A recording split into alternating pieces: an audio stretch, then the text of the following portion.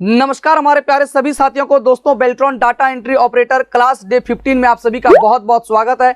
और दोस्तों आज के क्लास में हम लोग इस नोट्स के पेज नंबर 46 के अपने क्लास को जो है जारी रखेंगे। तो चलिए दोस्तों हम लोग 46 के तरफ बढ़े पेज नंबर। उससे पहले दोस्तों मैं आप सभी को बताना चाहूंगा कि अगर आप इस नोट्स को परचेज करना चाहते हैं, क्योंकि दोस्तों ये नोट्स जो है काफी मेहनत के साथ बनाया गया और कुल जो है 979 पेज का ये नोट्स है। मैं आप सभी को इतना विश्वास दिलाना चाहूंगा कि इस नोट्स को पढ़ने के बाद आपको कोई दूसरी नोट्स पढ़ने की आवश्यकता नहीं होगी। खासकर वैसे स्टूडेंट को भी नजर में रखते हुए बनाया गया है जो आज तक कोई कंप्यूटर का क्लास नहीं किए हैं, सिर्फ जो है सर्टिफिकेट खरीद करके बेल्ट्रॉन डाटा एंट्री ऑपरेटर का फॉर्म फिल किए हैं। दोस्तों इस नोट्स में आपको बेसिक से लेकर मीडियम लेवल और मीडियम लेवल से लेकर हाई लेवल तक का सारा क्वेश्चन इसमें डाला गया है और इस नोट्स को पढ़ने के बाद अपने एग्जाम को बहुत ही आसानी से जो है आप क्रैक कर सकते हैं। इस नोट्स को अगर आप परचेस करना चाहते हैं तो अभी के भी आप www.helpinggaurav.com पे वेबसाइट से जाइएगा। आप वहां पे आपको Beltron DO notes buy now का ऑप्शन दिखेगा, उस पर क्लिक करके आप जो है QR कोड को स्कैन करके 499 रुपीज पे करके आपको अपना नाम, ईमेल आईडी और व्हाट्सएप नंबर डाल के सबमिट कर देना है। ये नोट्स आपको 24 घंटे के अंदर आपके जीमेल अकाउंट पर उपलब्ध करा दिया जाएगा। विशेष जानकारी के लिए आप इस नंबर पर जो है व्हाट्सएप कर सकते हैं। तो चलिए दोस्तों बिना समय बर्बाद किए हम लोग पेज नंबर 46 की तरफ बढ़े। तो जैसा कि दोस्तों आप लोग देख सकते हैं हम लोग पेज नंबर 46 पर आ गए हैं और कल के सेशन में हम लोग जो है सिस्टम सॉफ्टवेयर के बारे में बात किया था और हम लोग यहां तक कंप्लीट कर लिए थे। आज के सेशन में हम लोग जो है सिस्टम सॉफ्टवेयर के कई प्रकार के बारे में जानने वाले हैं, जिस तरह हम लोग एप्लीकेशन सॉफ्टवेयर पर पढ़े। उससे पहले दोस्तों मैं आप सभी को बताना चाहूंगा कि अगर आप अभी तक हेल्पिंग गौरव यूट्यूब चैनल को सब्सक्राइब नहीं किया है तो लाल करके सब्सक्राइब बटन को दबाकर हमारे चैनल को सब्सक्राइब कर ले और बगल के बेल आइकन को दबाकर ऑल पर जरूर क्लिक कर ले, ताकि जैसे यूट्यूब पर वीडियो अपलोड हो आपको सबसे पहले नोटिफिकेशन मिल सके और आपका कोई भी क्लास मिस ना हो। तो चलिए दोस्तों अब हम लोग बात करते हैं सिस्टम सॉफ्टवेयर के कई प्रकार होते हैं। कौन कौन से प्रकार होते हैं? तो जैसा कि आप लोग देख सकते हैं कि सिस्टम सॉफ्टवेयर के जो प्रकार हैं वो है उसमें ऑपरेटिंग सिस्टम, असेंबलर, ठीक है, इंटरप्रेटर, कंपाइलर, ठीक है, उसके अलावा दोस्तों डिबगर, ठीक है, लोडर, लिंकर, यूटिलिटी सॉफ्टवेयर और डिवाइस ड्राइवर। ठीक है, ये सारा जो है एक भाग है टाइप ऑफ सिस्टम सॉफ्टवेयर का। उसके बाद दोस्तों हम लोग आगे बढ़े तो इस बारे में हम लोग विस्तार से चर्चा करेंगे। सबसे पहले हम लोग बात करने वाले हैं ऑपरेटिंग सिस्टम के बारे में। किसके बारे में बात करने वाले हैं? ऑपरेटिंग सिस्टम के बारे में। ऑपरेटिंग सिस्टम एक सिस्टम सॉफ्टवेयर है जो यूजर और हार्डवेयर के बीच संवाद स्थापित करने का काम करता है और एप्लीकेशन सॉफ्टवेयर को एक प्लेटफॉर्म प्रोवाइड करता है, साथ में हार्डवेयर को भी जो है कंट्रोल करने का काम करता है। कौन करता है ये सारा काम? Operating system. ऑपरेटिंग सिस्टम के अगर आपसे उदाहरण पूछ ले जाते हैं तो क्या होगा? Window XP, window 7, window 8, window 8.1, window 8 pro, window 10, window 10 pro, ये सारा चीज जो है एक ऑपरेटिंग सिस्टम है। ऑपरेटिंग सिस्टम के बिना हम लोग सिस्टम ऑन नहीं कर सकते हैं। अगर हम अपने सिस्टम से ऑपरेटिंग सिस्टम को हटा देते हैं तो निश्चित रूप से हम कंप्यूटर ऑन नहीं कर पाएंगे। एप्लीकेशन सॉफ्टवेयर दोस्तों अगर आप डिलीट भी कर देते हैं, हटा भी देते हैं तो आपका सिस्टम चालू रहता है। एप्लीकेशन सॉफ्टवेयर किसी एक पर्टिकुलर काम के लिए हम लोग इंस्टॉल करते हैं, जबकि सिस्टम सॉफ्टवेयर हम लोग कंप्यूटर को एक तरह से कह सकते हैं कंप्यूटर की ये रीढ़ की हड्डी है। कंप्यूटर में जब तक हम लोग ऑपरेटिंग सिस्टम नहीं डालेंगे कंप्यूटर ऑन नहीं कर सकते हैं। उसके बाद दोस्तों अब हम लोग आगे बढ़े तो जैसा कि आप लोग देख सकते हैं अब हम लोग बात करेंगे असेंबलर के बारे में। असेंबलर क्या है? तो असेंबलर एक सिस्टम सॉफ्टवेयर है। आपसे एग्जांपल में पूछा जा सकता है ऑब्जेक्टिव में कि निम्न में से असेंबलर निम्न में से क्या है? एक सिस्टम सॉफ्टवेयर है, एप्लीकेशन सॉफ्टवेयर है, दोनों है, इनमें से कोई नहीं है। तो याद रखना है कि असेंबलर जो है वो सिस्टम सॉफ्टवेयर है। यह एक ट्रांसलेटर है। क्या है? यह एक ट्रांसलेटर है, ट्रांसलेट का काम करता है, जो असेंबली लैंग्वेज के प्रोग्राम को मशीनी लैंग्वेज में बदलता है। यह इंपॉर्टेंट क्वेश्चन है और आप लोग के बेल्ट्रॉन डाटा एंट्री ऑपरेटर के किसी ना किसी शिफ्ट में असेंबलर और कंपाइलर से रिलेटेड एक प्रश्न पूछा जा सकता है। इस चीज को आप लोग ध्यान में रखिएगा। ठीक है, तो असेंबलर क्या करता है? असेंबली लैंग्वेज के प्रोग्राम को मशीनी लैंग्वेज में बदलता है। आपसे एग्जाम में पूछा जाएगा, ठीक है, किसकी मदद से या किसकी सहायता से असेंबली लैंग्वेज को मशीनी लैंग्वेज में बदल सकते हैं, तो वो असेंबलर है। उसके अलावा दोस्तों मशीनी लैंग्वेज को भी जो है असेंबली लैंग्वेज में बदलता है, यानी कि असेंबलर जो है असेंबली लैंग्वेज को मशीनी लैंग्वेज में और मशीनी लैंग्वेज को असेंबली लैंग्वेज में बदलने की क्षमता रखता है। असेंबलर की सहायता से हम लोग ये काम कर पाते हैं। अब दोस्तों हम लोग बात करेंगे कंपाइलर के बारे में। कंपाइलर एक क्या है? सिस्टम सॉफ्टवेयर है। कंपाइलर भी क्या है? सिस्टम सॉफ्टवेयर है। यह क्या है? ट्रांसलेटर है। ठीक है, जिस तरह असेंबलर एक ट्रांसलेटर का काम करता है उसी तरह जो है कंपाइलर भी एक ट्रांसलेटर का काम करता है, जो हाई लेवल लैंग्वेज के प्रोग्राम को मशीनी लैंग्वेज में बदलता है। याद रखना है, असेंबलर जो है असेंबली लैंग्वेज को मशीनी लैंग्वेज में, वहीं दोस्तों कंपाइलर जो है हाई लेवल लैंग्वेज को मशीनी लैंग्वेज में बदलता है। उसके अलावा दोस्तों आगे बढ़े तो जैसा कि आप लोग देख सकते हैं और इसके बाद मशीनी लैंग्वेज के कोड को प्रोसेसिंग के लिए भेजा जाता है। प्रोसेसिंग के बाद जो परिणाम आता है उसे यूजर लैंग्वेज में बदला जाता है। कंपाइलर पूरे प्रोग्राम को एक साथ मशीनी लैंग्वेज में बदल सकता है या फिर बदलता है। अब आपसे एग्जाम पे क्वेश्चन पूछा जा सकता है कि निम्न में से वो कौन से सिस्टम सॉफ्टवेयर हैं जो पूरे प्रोग्राम को एक साथ मशीनी कोड में बदलता है। तो मशीनी कोड में बदलता कौन है? कंपाइलर जो है मशीनी लैंग्वेज में बदल देता है हाई लेवल लैंग्वेज के प्रोग्राम को। ठीक है, उसके अलावा दोस्तों अब हम लोग बात करेंगे किसके बारे में? तो इंटरप्रेटर के बारे में बात करेंगे। ये क्या चीज होती है? तो देख सकते हैं दोस्तों यहाँ पे इंटरप्रेटर के बारे में।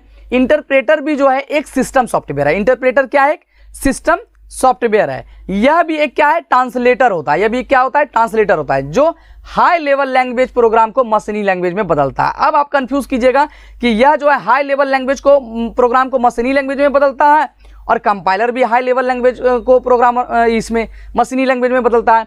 तो दोस्तों आपको यहां पर जो है जरा सा भी जो है कंफ्यूज नहीं होना है, ठीक है ना।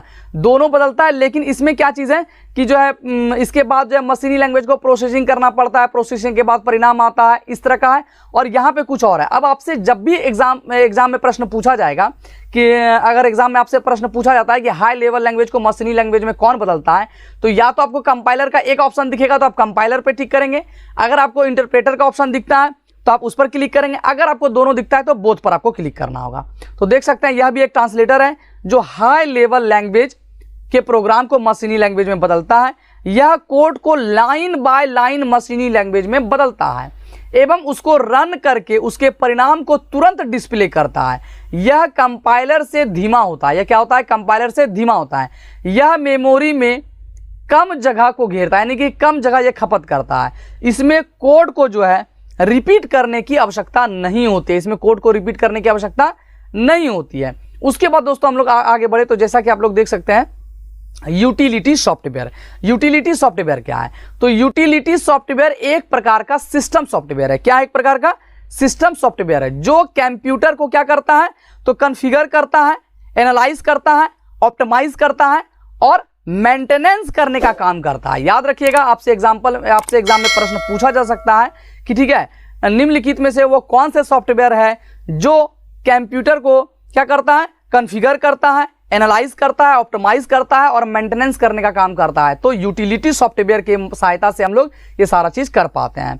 बहुत सारे यूटिलिटी सॉफ्टवेयर ऑपरेटिंग सिस्टम के साथ आते हैं। बहुत सारे जो यूटिलिटी सॉफ्टवेयर होते हैं वो ऑपरेटिंग सिस्टम के साथ आते हैं। जैसे में आप देख सकते हैं डिस्क जो है डिफ्रेगमेंटर है, डिस्क क्लीनअप है, विंडो है। उसके अलावा दोस्तों बहुत सारा और भी है, इसको आप लोग ध्यान में रखिएगा।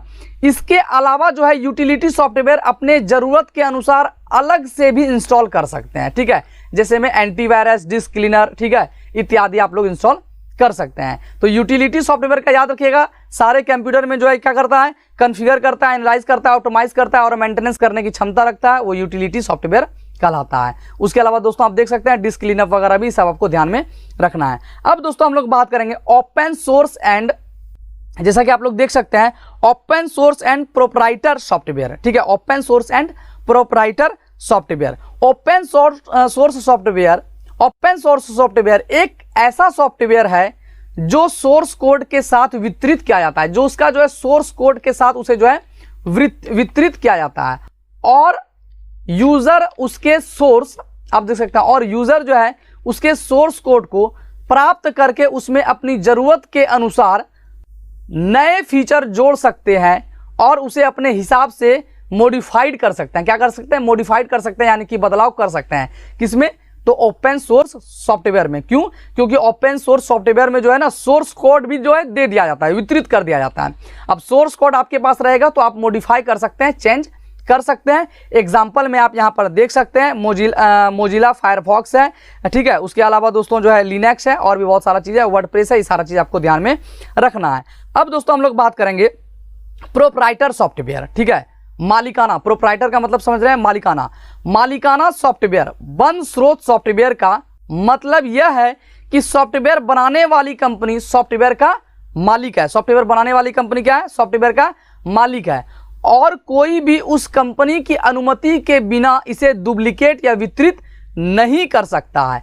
यदि वे मालिकाना सॉफ्टवेयर का प्रयोग करना चाहता है तो उपयोगकर्ताओं को सॉफ्टवेयर कंपनी को भुगतान करना होगा, यानी कि उसे यूज करने के लिए उन्हें पेमेंट करना होगा, पैसा देना होगा, तभी आप जो है यूज कर सकते हैं।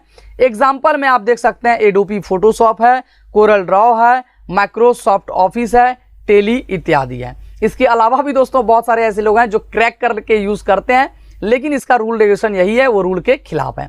उसके बाद दोस्तों हम लोग आगे बढ़े तो जैसा कि आप लोग देख सकते हैं मोबाइल ऐप्स के बारे में चर्चा हम लोगों को करनी है।